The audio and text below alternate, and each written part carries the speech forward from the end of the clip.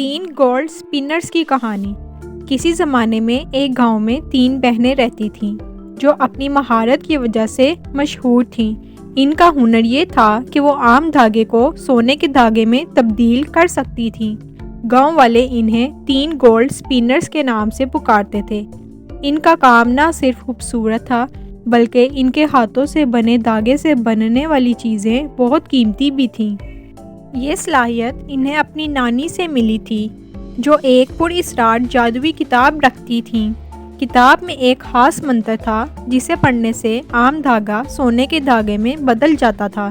نانی نے انہیں سکھایا تھا کہ یہ ہنر ہمیشہ نیکی اور مدد کے لیے استعمال کرنا چاہیے ورنہ یہ ان کے لیے نقصان دہ بھی ہو سکتا ہے۔ ایک دن گاؤں کے ایک لالچی وزیر کو ان کے ہنر کے بارے میں پتہ چلا۔ وہ فوراً بادشاہ کے پاس گیا اور کہا، بادشاہ سلامت، ہمارے گاؤں میں 3 بہنیں ہیں جو عام دھاگے کو سونے میں بدل سکتی ہیں۔ اگر ہم ان سے کام لیں تو ہمارا خزانہ کبھی خالی نہیں ہوگا۔ بادشاہ نے یہ سن کر فوراً سپاہیوں کو بھیجا اور بہنوں کو محل میں بلا لیا۔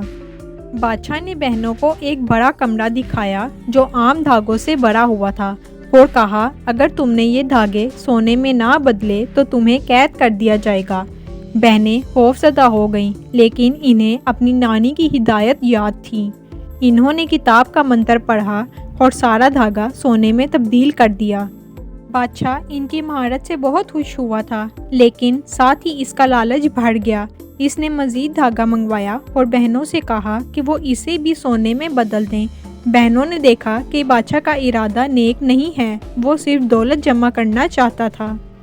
بہنوں نے اپنی نانی کی ہدایت کے مطابق منتر کے آخری الفاظ بدل دیے۔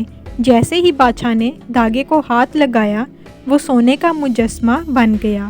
گاؤں کے لوگ جمع ہوئے اور انہیں بادشاہ کی لالچ کی سزا کا علم ہوا۔